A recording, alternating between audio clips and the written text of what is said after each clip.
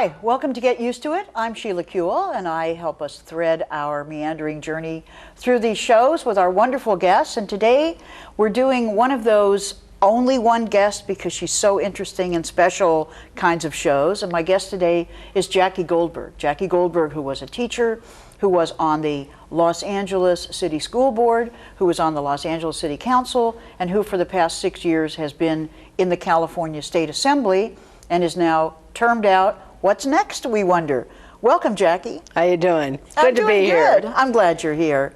Well, let me start by asking you sort of an open-ended question, and maybe we can, I don't know, hone it a little bit. But I don't think I know of anyone more well-respected in the legislature, seriously, and I've been there for 12 years. More trusted, more appreciated for telling the truth, for saying what she thinks, and sometimes more fed up with the process than you, Jackie Goldberg. So I guess my question, Jackie, is how was it? And let's have a long conversation about how it was, what you expected, what you found. Well, I would say that the state legislature was pretty much what I thought. There were things that were better about it than I expected and things that were worse. The things that were better were there was more collegiality amongst the Democrats than I thought there would be, because, you know, there's a great deal of distance between us. You know, it's not like it's a monolith. Everybody is pretty different, and we all came from very different places. Some came from local government first, others didn't. Some we could see the ambition on their face. It was all about the next office, and other people were, you know, kind of rooted where they were. And I found it very interesting, and I enjoyed, you know, pretty much most of the people on our side of the aisle. The Republicans were a surprise because I've always been on bodies that had Republicans before, and pretty conservative Republicans. But there was a level of meanness, of nastiness, of, boy, we're going to get you, we're going to drive you into the ground, we're going to stomp on you, that I had not experienced before. And I was a little taken aback. Who are these people? I mean, it's no, it wasn't personal. Right. It was about anybody who wasn't them. Right. And a lot of them were very young and kind of adolescent in this, and it really disturbed me. I will say over the 6 years that got better. Mm-hmm. That's the one thing that did get better. They didn't vote any better, but over time, some of the kind of really nasty, mean folks actually termed out, and the ones that came after, while not great, were certainly better.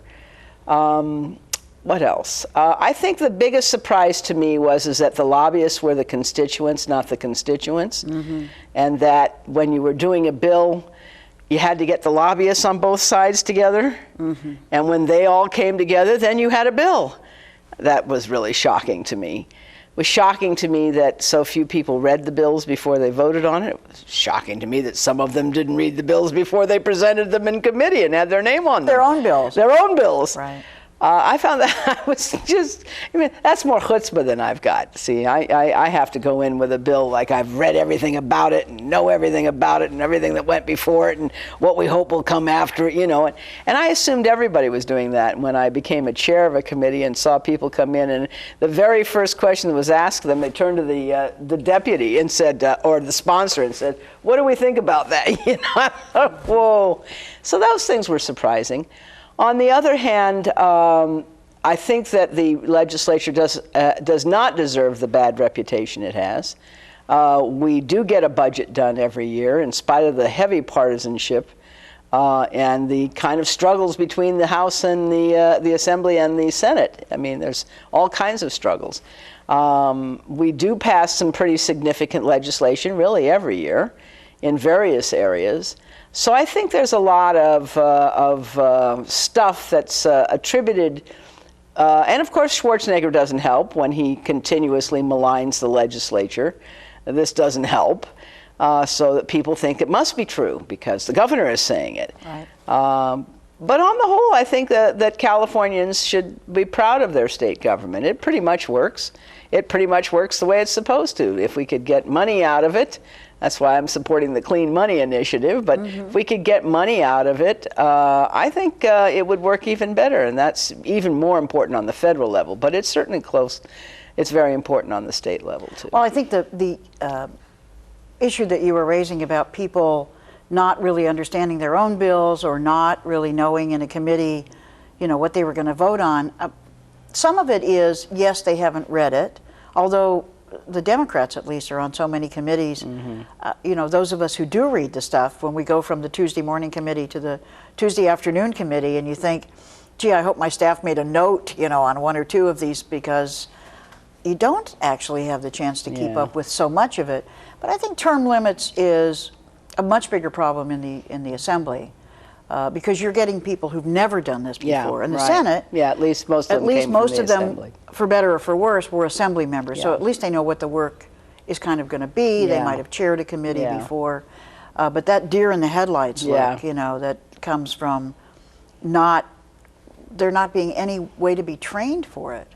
I mean, when you first started, did you feel, how long before you felt you had a real handle on what you were doing? Well, I was very lucky. I got 2 staff members that had been well seasoned as my chief of staff and as my legislative director. So I would say it took me quite a while, not any quicker than anybody else, even though I'd held other offices, because it's not like any other office. This is partisan, that was nonpartisan. There are 80 of you. The biggest group I had to worry about was 15. I had to get to 8. That's all I had to worry about, was getting to 8. Now you got to get to 41. I mean, it's a very, very different situation.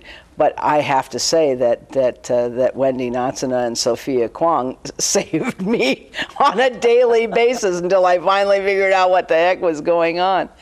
And I think that's a mistake some legislators make when they come up there. They bring up people who are friends. And I really, you know, I'm sorry, they may be great people, but the people who know everybody, every committee staff member, who can call a committee staff member and say, I don't think that you're getting her bill. And they believe them because they've worked with them for so many years. 2 of them have worked like 25 or 30 years in the building. The other was only 20 years in the building. Well, the professional staff is really the thing that I think really saves it, especially with us cycling in and out, you know, so much. But we're losing them too. Right. You know, a lot of them don't want to stay because they know that the chair is going to be gone in a couple of years, and they're not sure if they want to work with that next chair or what working with that next chair will be like. So I'm finding, even in the short 6 years I was there, we lost a lot of committee staff. And it used to be we'd lose it to the Senate.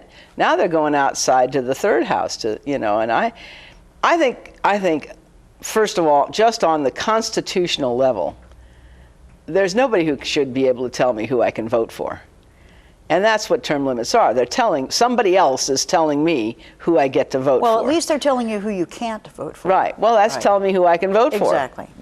They're eliminating choices. Right. That's one problem. But the other problem is where we need term limits are in these small little tiny jurisdictions where a family could be there for the entire lifetime and their children then become the council members. There's no term limits. Right. But where the work is complicated, as it is in the state legislature, I mean, for God's sakes, California is the size of a country. Many countries, bigger than many countries, certainly wealthier than most countries. Right. And it's not, you know, for amateurs to be mucking about with the laws. And yet that's exactly what we're doing, not because we're evil or stupid, but because that's the way it is. I mean, I spent 4 years on water parks and wildlife, really studying water.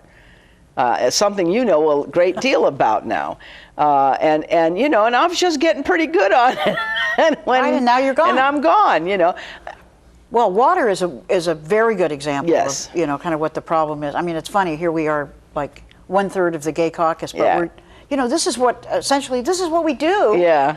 We're on, I don't know, I think I'm on 9 committees, and you know, they're not all about civil rights. Many of them, you were on Water, Parks, and Wildlife, and you have to deal with it. And water is one of those issues that takes quite a while to really understand the players, sort of even where it comes from and where it goes? Well, and really, and you know, things that you thought made sense to you on, you know, about dams don't make any sense for real, and what levees should look like and don't look like, right. And the competition for water, and the fact that we shouldn't be growing some of the products that we grow in California because we don't have enough water. I read an article one of the first years I was in office that said that California should not grow alfalfa, period. Just shouldn't do it. And that if we didn't do it, even if we subsidized all of the people who need it for farm animals, for feed, even if we paid all of the people to not grow it, to grow something else, it would still be cheaper than what it costs us to try to deal with having enough water to take care of alfalfa. That there's just no reason for, much less rice. Right. Much less, and we're one of the major producers of rice in the world. Doesn't make any sense. These It things really don't doesn't make when any half the sense. state is a desert, or more, Right. more than half of it Really. that we're already bringing water Right. to. Right. Well, substantively, I don't think people mostly know that every member of the Assembly and every member of the Senate, and that totals 120 people, can bring, 40, 50 bills in a 2-year session. Yeah. What was the focus for you? I know there wasn't only one, but sort of the area, because we all kind of tend to focus and not be too scattered. What was the focus that you brought or worked with in the Assembly? First of all, we in our office took the position early on that if there's someone else who wants to carry this piece of legislation, they should. And that what we should be doing is carrying things that nobody would touch with a 10-foot pole. And the reason is really quite simple. First of all, I have a district that was tremendously supportive of me, so I could get away with things that people were going... Just for people who are watching in other states, and there are a bunch, and even up north, say a little bit about what your district was in LA. My district is the flatlands of Hollywood, therefore not the money. Echo Park, Silver Lake, Highland Park, Mount Washington, let's see, El Sereno, City Terrace. So it extended kind of from the middle of the Chinatown, west part of the city, from downtown, right. Center, over towards downtown, center west, to up through the northeast part. It changed a little while I was in office. I lost Silver Lake mostly. I lost Eagle Rock from redistricting, and I lost Boyle Heights, which I truly loved. But what can you do?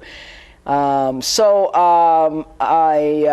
it's primarily a Latino district, about 80% Latino, not just Mexican American, but really heavily Central American as well.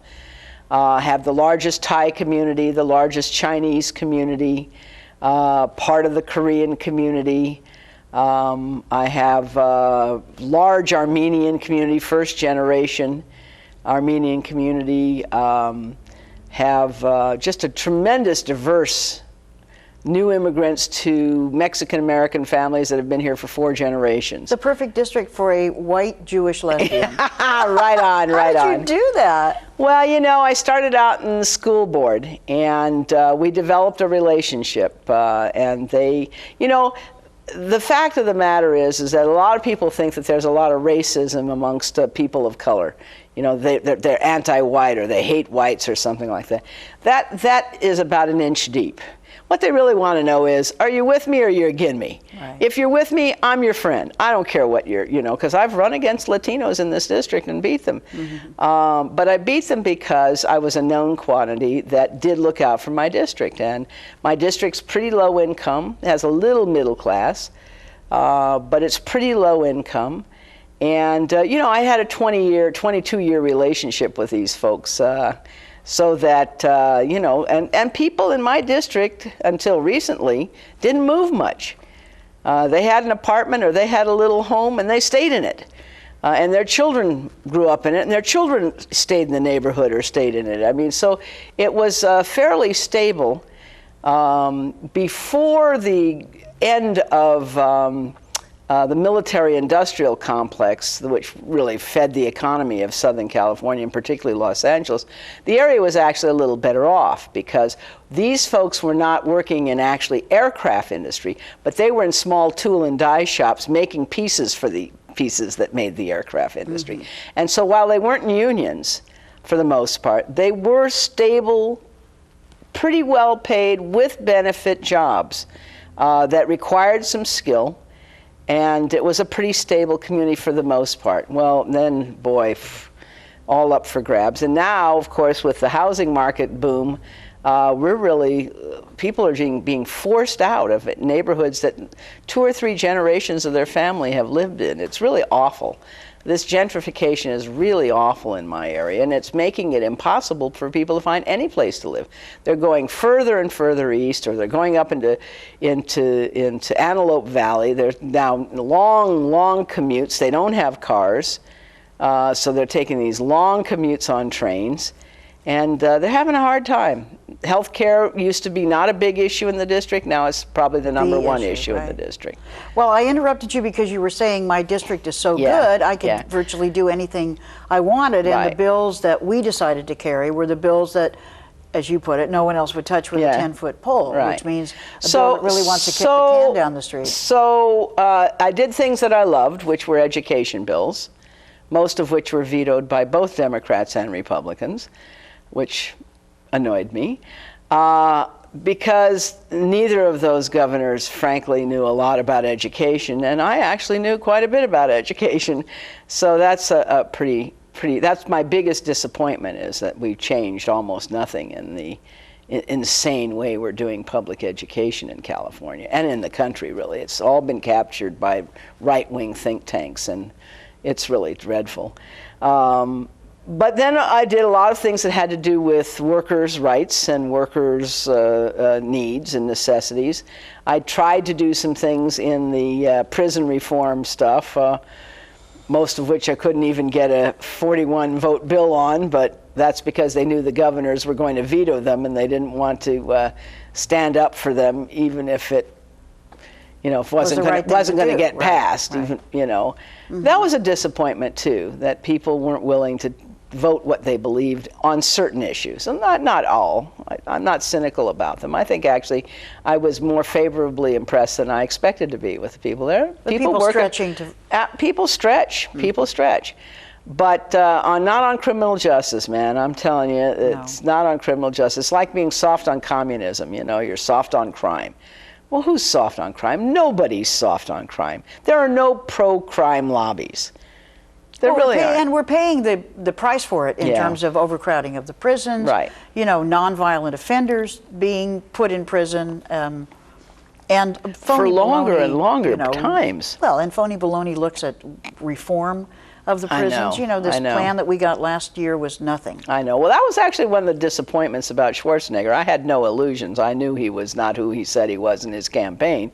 But at least people who had known him, who talked to me, said, you watch, he's going to change the prisons, because he, as a weightlifter, because weightlifting's a big thing in prison, often met ex-cons who would tell them what prison was like, and that he was going to do something. I actually believed it, and there for about 2 minutes, I think he thought he was going to do it. And then his advisors got a hold of him, this is my opinion, I have no proof of this, and said, this is not good for your re-election campaign, and you better not do the things that you set out to do. Because I actually think he wanted to change things. I really do. I think that's been the case in a number of places, but one of the problems that I have seen in his administration is that he will have an idea, but because of his total lack of experience turning an idea into a legislative action or something in the law, when he's faced with the realities of what that would mean, and people start giving him negative feedback about it, it's almost like he hasn't thought of it. He didn't know it was going to cause such a problem, so it's better not to do it. I mean, Pavley's bill on greenhouse gas is the best example. Right. He wanted to do something about global warming. Fights it and fights it and fights it and fights it, and then takes credit for it. Really, what a guy. But I mean, I think he really sincerely said global warming. Yeah, I think we should do something about it. Yeah, I do too. And then when the details of anything are presented to him, It's like to do something about global warming, you have to put a cap on what people are emitting. You have to make it mandatory, not voluntary. Right. There has to be some consequences. Right. Well, businesses went kind of nuts, big businesses anyway. Yeah, right. And he said, oh, it was like he didn't know Right. that in order to do something about global warming, you had to make some rules about it. Well, I think the same thing with the prison reform. Exactly. He didn't know that the people who were going to have to change wouldn't like it and would get really mad at him.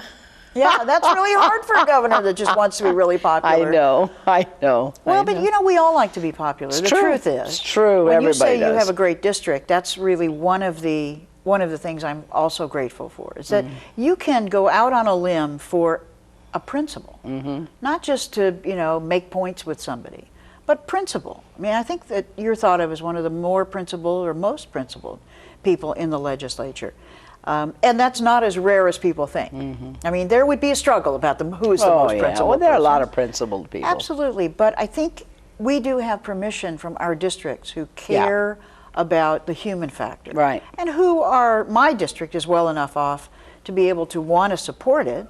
Your district is even more heroic because a lot of them are, working day to day and have a lot to worry about. Oh, yeah. Oh, yeah.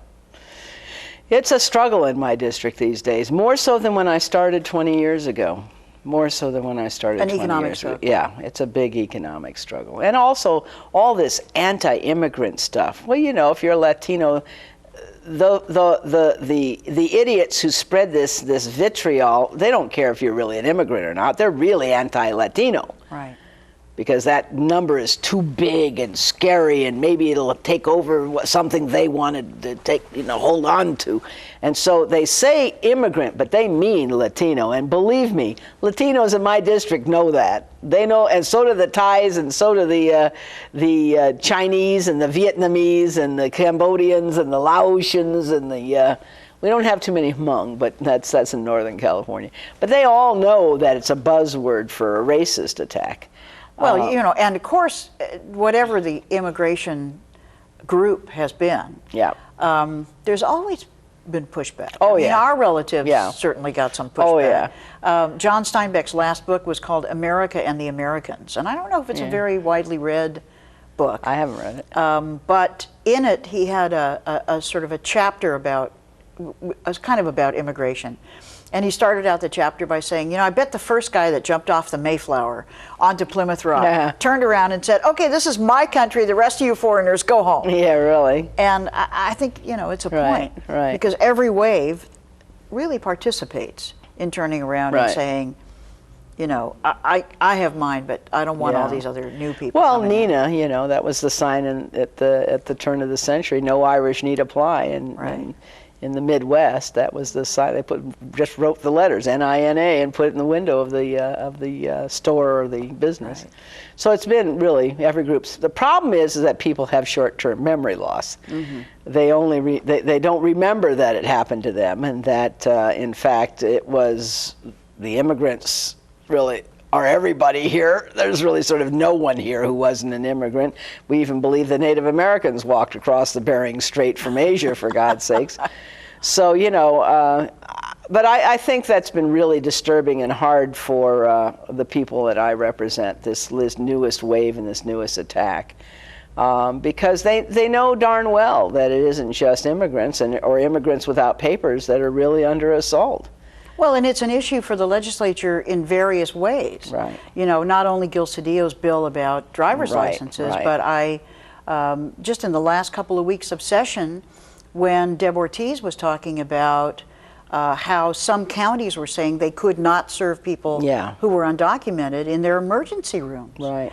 And of course, that's completely antithetical to the language of the money that's given for emergency services. Right. And she tried to get an affirmation that it was okay to use that money, and people were like peeling off like, I don't know what, rats off a ship or something. Yeah, rats off a ship. And saying, I don't know if I can vote for that. It's because something is made an issue like that. Right. And people run away. Some people run away from it. So that's a disappointment. Yeah. I mean, what you learn about people in your own party. Yeah. And it wouldn't mean that I don't like Democrats or I don't want to be a Democrat anymore. But you wonder why people don't have more courage. Yeah. Well, you know they're going to get reelected. I think I find that the hardest to understand in places like Sacramento, where, first of all, the chances of your constituents knowing what you did anyway is almost zero. I mean, I think that's terrible, but it's true. Right. I mean, I just read a major metropolitan newspaper here in Los Angeles with their cap as summary of they called it a scorecard. Did you see that article? And what was it about? Maybe 10 bills out of 1,100 or 1,200 that were signed? And that's what people think we did. That's what we did all year, was those 12 or 15 bills, you know. And some of them weren't even particularly important bills that they picked to talk about, as opposed to some of them that were.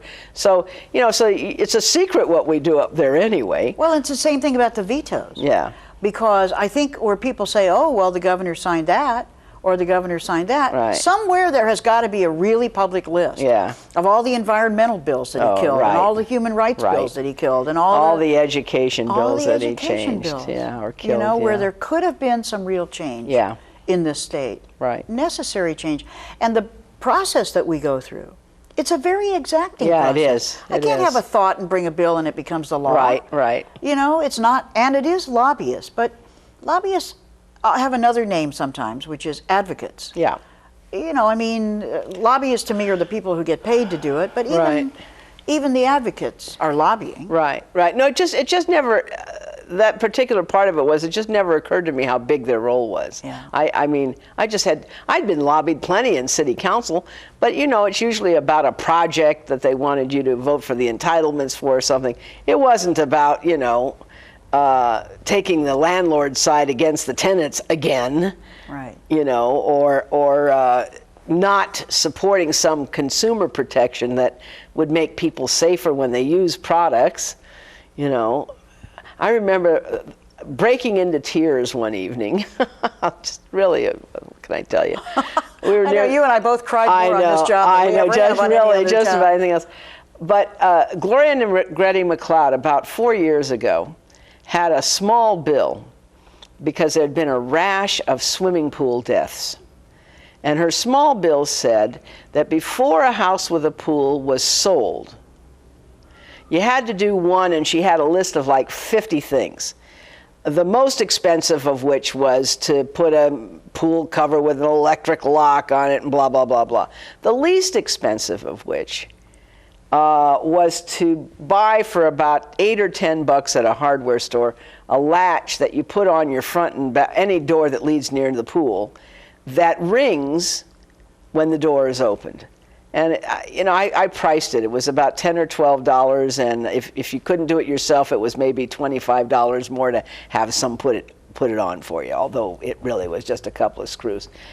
And I was listening to the debate, and as we were talking, there are these lobbyists who do these floor alerts who get a member to say, hand this out to everybody.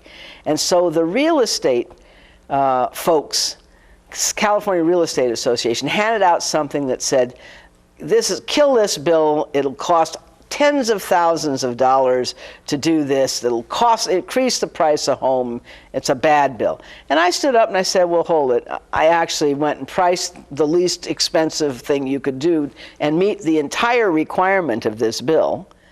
And it was, you know, if you did it yourself, about $15. If you needed help, maybe it was $40, okay? And it would save children's lives. I mean, $40 a child's life. Seems to me a no-brainer. You know, everybody's shaking their head. The bill died. Mm-hmm. Now, we had 50 Democrats at the time. We had more than 9 Democrats who wouldn't vote for that bill. I burst into tears. Wasn't even my bill, but I thought, my God, that the California Real Estate Association had so much pull on people that them saying, don't vote for this, when we're talking about $40 in a child's life, I just blew me out of the water.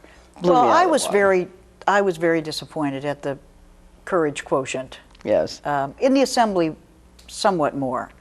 The funny thing about being in the Senate with the 40 of us, and how we're, you know, so kind of closely aligned, all the Dems on one side, 25, it's kind of harder, in a way, to say no.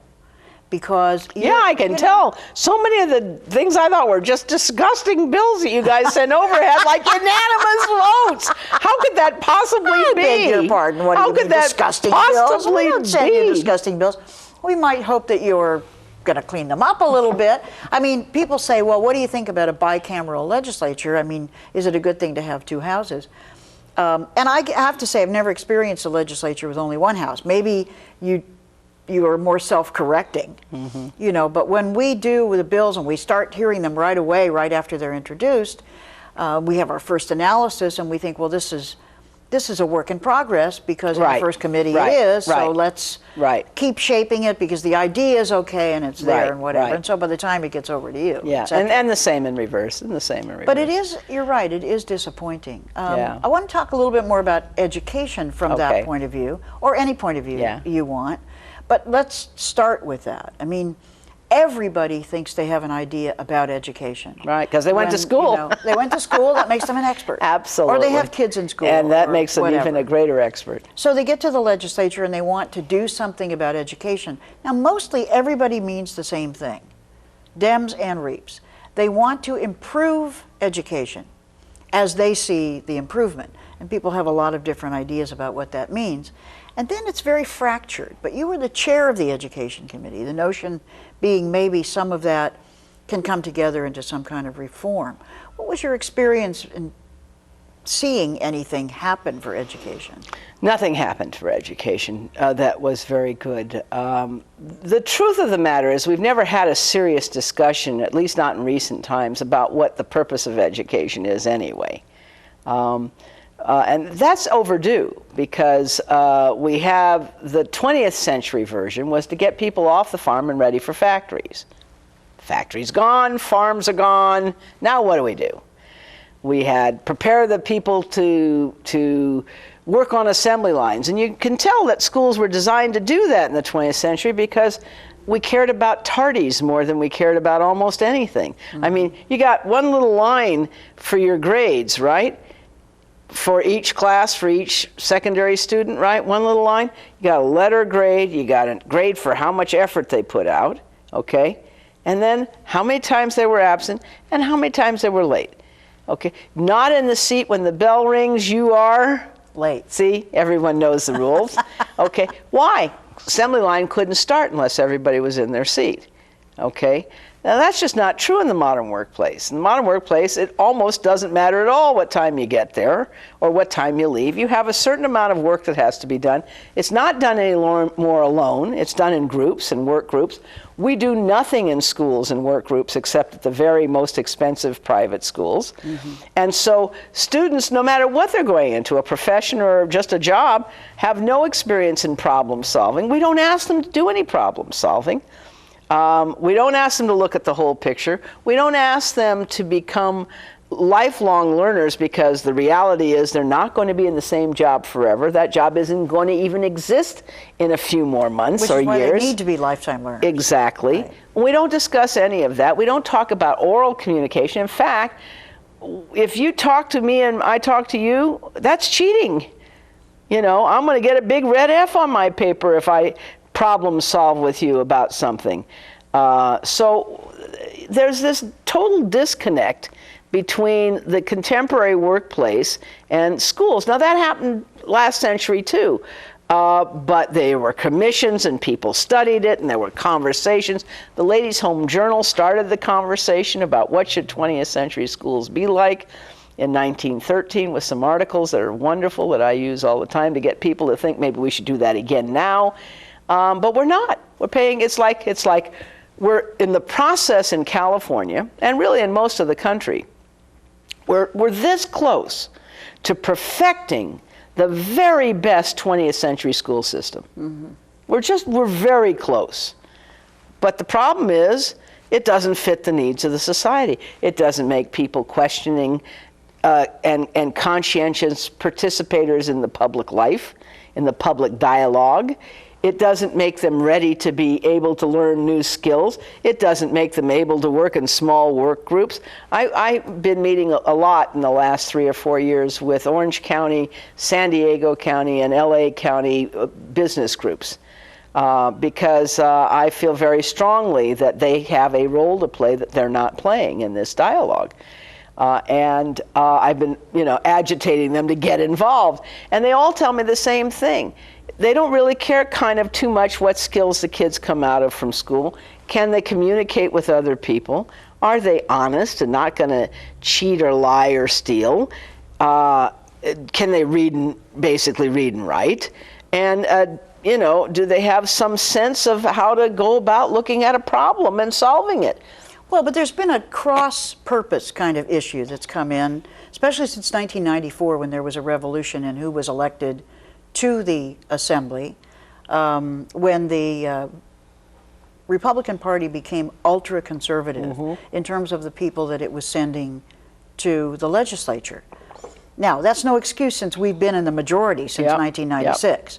But the drumbeat really has been for the dumbing down of education. Totally. And they sound like they care about what business wants. They don't at all. But none of the skills that you're talking about are ever even considered. Why? And we don't test them. And now if you don't test it, nobody cares about it at all. But that sort of creative thinking, that's a dangerous thing if you want people simply to do what they're told. Well, we've tracked it back, not me personally, but the people I read. And, it comes out of the Heritage Institute. It comes out of the Hoover Institute. There are, in the Curriculum Commission of the state of California, I think we got maybe 11 or 13 members. 2 of them are from the Hoover Institute. Okay. These are ideological organizations who have a particular point of view that children only need to know math and English. That's it. Reading and math. They don't need to know anything else. Oh, excuse me. Well, maybe eventually they need to do a little science. I think science may turn out to be kind of important to them. But that's about for the mass of education. And not only do they just need to read and do math, but it's finite skills. It's not math analysis where you actually begin to use the mathematics to describe what the world is like. It's 3 times 4 is 12. And factoring a polynomial, well, I don't know. I've done a lot of things in my life, and since I've left high school and college, I've never really been required to factor a polynomial. But it's on the exit exam of the state of California, and if you can't, 19% of the jobs in California, 19% of the jobs require any algebra at all. Any at all. That means 81% do not, yet every student has to take algebra. I actually think every student should attempt algebra. I just don't think they should have to master it to graduate from high school. And the reason they should have to is because it is good for your intellectual capacity. It is a problem-solving device. If you can get it, it's fine. But if you can't get it, why are we going to agitate you? And why will we do this to 8th graders when they're probably not even mature enough to deal with it? The ones who are ready, absolutely. Give it to them in the 6th grade. There are 6th graders ready for algebra. But part of the problem... But it's one size fits all. One size fits all, but part of the problem is how to do it the other way. I mean, really, how to accomplish it the other way. Because you say, what business is saying is they want the ability to make decisions, decision-making skills. They want some analytic kind of skills, which are good life skills as well. But in order to generate that's been sort of a lot of the argument, because it seems to be so much more difficult to figure out how you generate those skills rather than testable skills of 4 times 3 is 12. Actually, that's not really true. It really isn't. Because you look around yourself, everything is a problem to solve. If you're a poor kid, getting to and from school without getting yourself killed is problem solving. We got kids making big decisions every single day, accurate ones, because they're getting back to and from school. Kids are actually pretty good problem solvers. The problem is that we don't involve them in making decisions. I go on the websites. You can tell I have a bizarre life. But I go on websites of states and look at their exit exams or look at their whatever they have about testing. And Connecticut, one of your choices, you got 4 or 5 ways to pass the math part of their exam. One of their choices is to work in a small group and to solve a problem. And what are the problems? They have lots of little townships that have infrastructure problems, and so they give them information. and they say to them, okay, what's the most elegant solution to figuring out how to get this sewer line repaired? Not the technical part of digging it up and doing it, but would you be better off, because if you use this type of material, you're going to have to dig it up in 20 years, and it's going to cost this much. Would you be better off if you use this better material, which lasts like almost forever? Would you be better off, making them small? And they present it in writing, and all of them get the same pass or fail. And I've told that to people out here, and they say, how do they know one person didn't do it and the 4 people cheated? And I said, because they need the whole team to get the answer. Everybody's got to be involved or it isn't going to work. Oh, well, I've got to worry about cheating. Well, I'm sorry. The truth of the matter is, how do you know in a work team who's doing the work? You don't. The fact of the matter is you got a good work group. Everybody contributes what they can. Well, if Connecticut can figure out how to do that, I mean, just think of the city of Los Angeles, the problems we could give kids to work on. Well, the standardized testing has been a problem, that I've heard from parents. It's a huge lot. problem. It's outrageous. They don't get why this is what has to be done. It seems like sort of the fool's way through. And teachers are very upset about it, as you know. Yeah, because they teach to the test. Testing in maybe 4th or 5th grade and 8th grade and maybe 11th grade gives you a picture, a snapshot. And I would advocate that. Once in elementary, once in middle, and once in high school, so that you get some idea of how close to your goal of having kids meet standards in the curriculum. This yearly testing is insane. Starting in 2nd grade, now I've ended it, now I'm gone. I'm leaving it in your hands to make sure they don't bring it back the minute I'm not there. And that was a tough fight. Oh, it was a huge fight. But 2nd grade testing isn't even required by No Child Left Behind. Right. And 2nd grade testing, see, the problem with testing, the way we do it, holding people up to shame, you're a failing school. That means the teachers feel bad, the parents feel bad, the kids feel bad. There are no failing schools. There are schools where the kids are struggling to make achievement, and we haven't invested enough in those schools to make it possible for them to meet those high standards.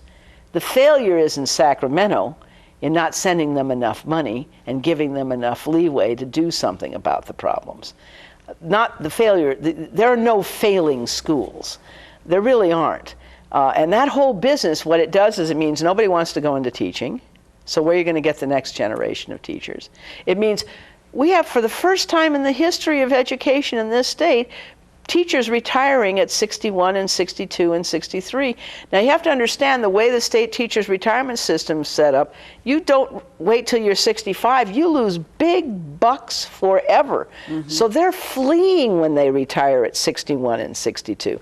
We are losing almost half of all of the beginning teachers before they have taught for 5 years. And everybody's running around saying, stay the course, we've got a perfect system. How could it be a perfect system if no one wants to teach in it? Absolutely right. How could it be a perfect system?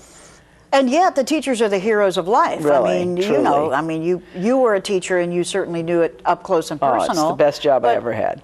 I think so. Are you going to teach again? I'm toying with it. Yeah, I'm really. Well, of course, everybody's saying to me, because you're the first member of the LGBT caucus to graduate. Yes. So we're all being asked, the other 5 of us and probably a lot of other people, what's Jackie going to do? Well, I'm going to be in K-12 education. That I know. I just don't know what yet. There are some things that I might want to do. I've considered asking, let me back up a step. One of the issues that we have never taken, people always want to say, well, how come the correlation, if this is a chart, and this is a family income, and this is this is family income, and this is achievement. How come it's like a 1-to-1 correlation? And the answer isn't that, I know you know this, that poor people are less intelligent than affluent people. It's that people don't realize how much middle class and up provides in a way of what I call the middle class subsidy to the public schools. Your kid's behind. You have both the time and the money to get them the tutor. You may even be able to tutor them yourselves. If a kid needs something to keep them excited about school, you'll give them music lessons or take them to sports clubs or to a gym. You travel with them and they learn vocabulary. You read to them. You have both the time and the income to do this. Okay, so you got low-income kids, this is not happening for them, all right? So the big problem is language development. Now, the idiots have decided that that means we have to have phonemic awareness. But it's really vocabulary. And it's vocabulary for low-income kids every bit as much as for English language learners. And in middle school is where the crash occurs. Right. Because when you get to middle school, for sure, upper elementary some, but for sure by middle school, you are now having to learn academic English. If you have a very stable, excellent English vocabulary when you're 11 or 12 years old, which most middle-class children do, you don't realize it, but you're picking up academic English from the teacher automatically by just listening to him or her teach. If you don't, it's like put your fingers in your ears as far down as you can get them and see what you can figure out about what someone who's speaking the same language you are saying. It's like a mumble. And so what we need to do is to figure out how to deal with this academic English problem. And it isn't just teaching them academic English. Right. It has to be experiential. So of course, what do? We cut out all the field trips because they're too expensive. We don't let them participate in music or English, music or art. We don't let them participate in science or social studies. Do you know if you're an English language learner or a low-income African-American kid in California, you can go for 5 years and have only math and English all day long for 5 years? And we wonder why they're a little bit unhappy with the school system. Well, you know, the other thing that you were saying about family income and Right. academic achievement and how they go hand in glove, one of the other things, I think, looking at the other side of the spectrum, is that when you're from a low-income family, and I grew up over by the Coliseum, over by downtown LA, when you're in a low-income family, especially today, many of the kids, even the youngest kids, are working. Yeah, And, absolutely. you know, they have to work, and they work Absolutely. late, they don't get Absolutely. enough sleep, they don't really have the ability to do homework. Right. Because they go right from school to work, they work really late. If they get 5 hours sleep, they're lucky. They get up, they're struggling Right. to go to school. But it's like Jesse Jackson said, talking about equality, you can draw a line at the beginning of a race and say, well, everybody's starting from that line. But if this kid's got weights on his ankles, Right. it's not an equal race. No, no. And you have to take into account what those weights are. I don't know that we can solve it, but it's related to economics Well, too. we can solve a lot of it. We can't solve all of it, but we can solve a lot of it. If you wanted to change the academic achievement of California kids, poor kids, the first two things you would do is guarantee them health care, and the second thing is you'd raise the minimum wage to about $15 an hour. You did those So two livable, things. not just Yeah, minimum wage. Yeah, Right. but it would be the minimum wage. Right, I If you understand. did those two things, you would overnight change the academic achievement. You wouldn't have to pay all this money for figuring it out. There'd no studies, you know. And then the third things are you would work on language development for low-income kids. There's now research, really excellent research, that says that a youngster from a very low-income family at age 3 and 4 knows about 47% of the words of a kid from a professional family, family where one or both parents are in a profession. By the time they finish first grade, that gap is now about, they know about 35 or 30, I can't remember the number, 30 or 35%. In other words, they've been in drops. school, they get further away. Right. Because the kids who come to school knowing enough English to learn new words just by listening, by being in the classroom, are learning vocabulary without even knowing it. And these other kids don't have enough vocabulary to learn the new words. And so the gap widens as we go along, and that's why you asked me one of the things I want to do. I maybe want to work on a middle schools project if LA Unified will let me do that, with a wonderful woman, a professor at Berkeley, Lily Wong Fillmore, who's been studying this for a long time.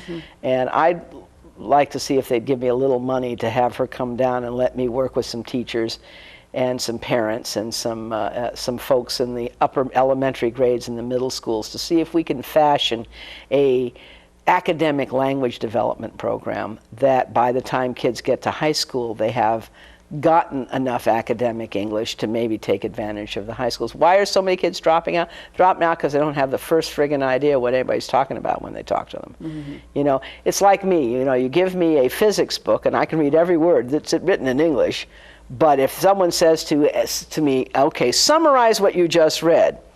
No comprehension. Duh, you know, like, right. and then really give it to me in French and I'm dead. Right. You know, so here we're giving them to them in their second language, and the concepts are difficult even if it's your first language, and we didn't, by the way, give you any background while you were growing up so that you'd have pegs to hook that language on, and then we're just shocked that they're dropping out in such large numbers, and that's not going to change until we do something about academic English. You know, the other issue that we've dealt with over the years about schools, and it's been an interesting intersection for me, is what we have come to refer to as school safety. Yeah. And we started out talking about not just gay and lesbian kids, right, but the broader group of kids who are thought to be gay or lesbian, right, so they're beat up anyway, whether right, they are straight right, or not. Right. And sort of the oppressive atmosphere. Talk about I mean, it's more difficult for kids having to walk through gang territory and get back alive. Yeah. I don't question that.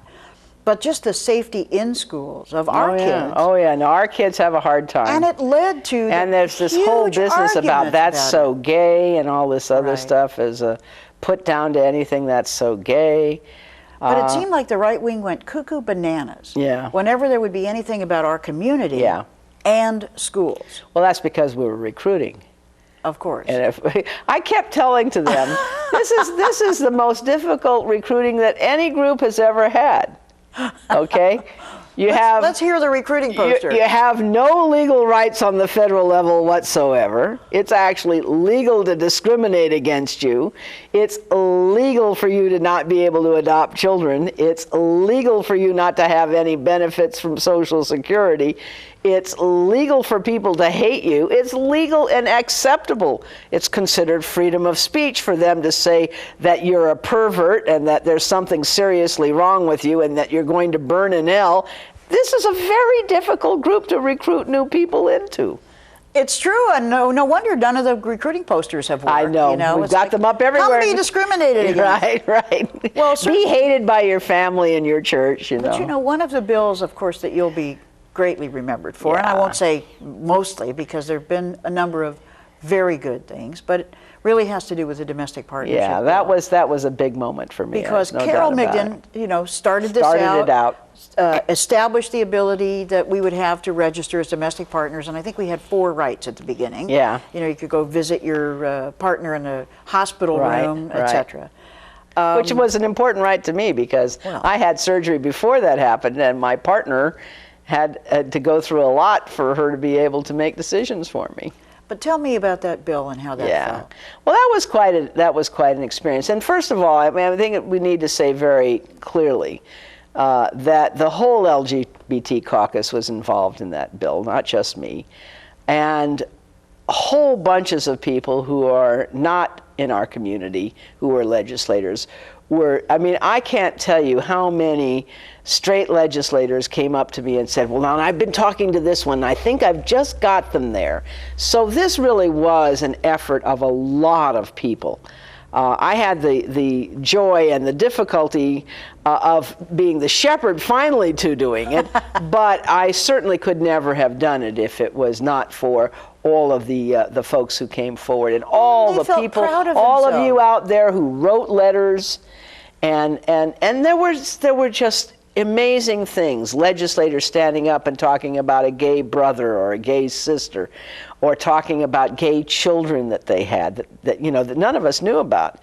It was really quite remarkable. It really was quite a remarkable thing, and the speeches were the kind. I mean, I actually had my staff tape them because people were literally shining at their very best at this time. Well, that is an interesting thing. We've become, and I want to warn you, I think I have a 3-minute warning here. So Okay. I'm going to give you 2 minutes to say Okay. anything you want at the All end right. of this. But we became the way by which people had an opportunity to stand up for something, like we felt in the civil rights movement. Yes. Oh, yes. And it became a very important statement Yeah. for many of our members. Oh, yeah. And people stretch. Talk about people stretching. Well, on the marriage bill, too. People who were not in districts where this was going to be, and this was going to be reported how they voted. Right. And so a lot of people really stood up and said, I'm going to be counted on this one. And so it was really quite an extraordinary. I will never forget when it passed our house. It was, I will never we were forget watching it. over in the Senate, and Yeah. you were just so joyful. Yeah. And it's interesting because it wasn't really about us. Yeah. No, it isn't. I don't even have a domestic Yeah. partner, and I just felt like it was such a great day. Yeah, it felt wonderful, and it felt like it was the culmination of the efforts of our whole community. I mean, thousands of people who don't write letters to their government wrote letters to their government on this piece of legislation. And that's a good message. People need to know that. They need to know that those letters make a difference and that they need to be writing them. Because it really did make a difference. There were a lot of legislators who told me how many people from their district came into their office and said, please do this, and that it gave them a little strength. Still, though, it was one of the nicest days of my life when Truly. I got to marry you and Sheila. Yeah, that was fun. We That liked was that. great, just for a shining moment in San I Francisco. think we got 3 or 4 months before it was all ripped apart. I don't think it's over. I don't Yeah. care what the Oh, court I don't said, think it's you know? over. I don't think it's over. Oh, look, it's not over because people are out, and the only way you can really keep our community down is for people not to think that they know anybody who's gay. I mean, that's the truth. And now, not only do people think that they work alongside people who are gay, they now know that Aunt Betty didn't get married for a reason, you know. I mean, and neither did Uncle Sam. You know, and so it's in we're everywhere, you know, in your family, in your workplace, in your church and synagogue and mosque. Well, I have to tell you, it was my great pleasure serving with you in the legislature. It was mine too. Selfish. I mean, that's why I wanted you to do it, so that you would be there. And I thank you on behalf of everybody whose lives you've touched. And I want you all to remember Jackie Goldberg, because she's going to continue to do great stuff. I want you to take her as one of your personal heroes. I want you to think about running for office. Yep. I want you to be active, and I want you to get used to it.